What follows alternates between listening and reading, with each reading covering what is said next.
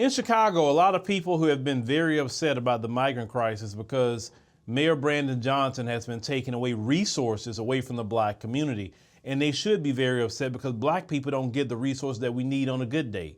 Case in point, you have one sister that went up to the city council and she was pointing out something that did happen before with Cuba. And we know Venezuela and all these other places are doing the exact same thing now. Let's go ahead and roll that.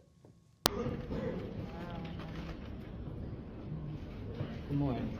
Good morning. I'm sure everybody knows about a movie, Scarface, right? It's a classic, Al Pacino, right? Everybody knows about that movie. And we focus on the famous lines in that movie. You know, the acting and the hello to my little friend and all that.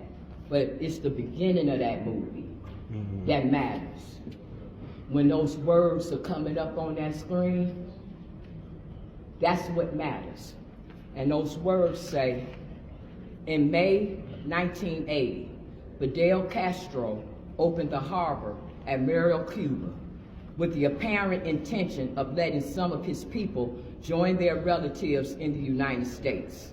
Within 72 hours, 3,000 U.S. boats were headed for Cuba.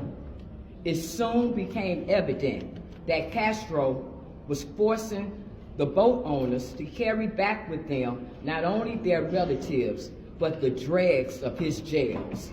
Of that 125,000 refugees that landed in Florida, an estimated 25,000 had criminal records. Oh, yeah. That's what's up. That's what has happened in the United States right now. All this asylum-seeking lie, all this about refugees, no. What's happening is they're emptying out the dregs of their jails into the United States, into our communities. They're junking up our country. And yeah, we feel some kind of way about it because it's our country. That's right. It's our country. People like Vasquez and them, look how disrespectful they are. Now you just gave that man a resolution for his father's restaurant. And every time we get up and talk, he's working this room. Look at him. Look at him. But he wants his resolution for his father to be respected. Vasquez, Lopez, all them want their people to be respected, but they can't even give us the dignity. But what we built, but them, ain't no question about it. Yeah, Black History Month, the American descendants of slavery. And I want you to know, Brandon Johnson, I understand what Breakmore's saying about we still on the plantation, but what you're looking at right now, this is what a free Negro look like. And I'm telling you, we're going to get our city back, we're going to stand for our people, we're going to get them out of our communities because they don't deserve to be there. Anytime they can't give us 3 lousy minutes of their attention while we sit here and watch y'all give them all kind of money, you watch us. We black out here. All right. And we gonna handle our business. Woman. You watch that. I'm a free black woman. All This right. how we get down. I remember during the 2016 election, Donald Trump has said that, Mexico was doing that, was sending their criminals, not sending their best. And everybody has said, oh, Donald Trump, he's a racist. And yet this woman was talking about when Castro did it. And we've been hearing in Venezuela, they've been doing the same thing. And then now these migrants, if you've been paying attention to it, they have been literally committing heinous crimes in this country. Every time we look up, it's some military-age male that's doing it. And I said many, many times before, I said, hey, if I had to be the president and in charge of asylum seeking, only people I'm going to let in is women and children. You grown men, go back to your homeland and fight for it. See, women and children don't fight no battles. But men, go right back over there where you come from. And you go stand and fight.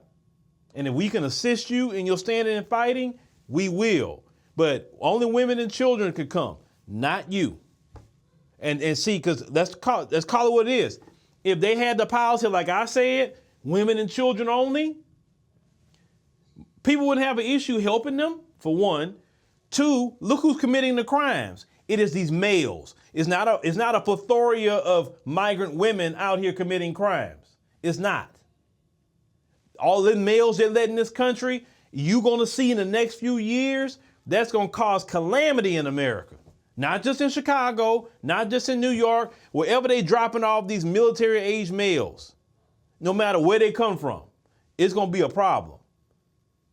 You got people from all over the world, and there's a bunch of men coming in here. Men. But as a black community, you better stay on Brandon Johnson, and you better stay on them about ending that sanctuary city status. Like I said, I don't know where's our black attorneys? But unfortunately, the majority of our black attorneys are Democrats, so they're not going to do nothing about it, which is sad. But where's the black attorneys that got courage to say, you know what? I filed a lawsuit against that sanctuary city status on the guise of discrimination. What do you mean it's discrimination?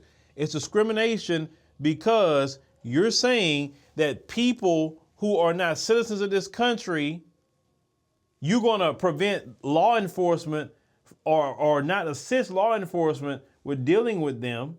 But when it comes to American citizens, you have no problem rounding up American citizens and handing them to the FBI or ICE or the IRS or any other federal agency that want a person. You have no problem handing over a citizen. But these people, matter of fact, during the time of Trump, you had Democrats literally trying to teach them to circumvent the law so they don't get gaffed up by ICE. I believe Nancy Pelosi and every one of those Democrats should have been arrested on obstruction of justice. Because if I was on here telling people how to get around the law, I'll be arrested, and y'all know it. I'll have been in all kind of trouble trying to tell y'all how to circumvent law. But they can do it? That's what I'm talking about. See, y'all would want me to be your president because even them Congress people be going to jail too. I said, oh, no. If we would lock them up, you getting locked up too. Why are you telling people how to circumvent the law? No, they're not even citizens of this country. So they don't get the same protections we get. No. But keep fighting, Chicago. Keep fighting. Trust me, it's making a big difference. Whether you realize it or not, Chicago is making a big difference, not only in Chicago, but it's making a difference nationwide. And I will be returning to Chicago. He definitely here in a few months because I want to get back out there and talk to the people again. And also, the DNC convention is in Chicago in June of this year. And a lot of people talking about going out there speaking against the Democrats. I definitely want to be out there, interviewing people when that happens because, people don't get to speak their voices in real time without a platform like MSNBC or CNN finding the most ignorant black person who can't put two sentences together to talk and talk about they're supposed to be speaking for black people.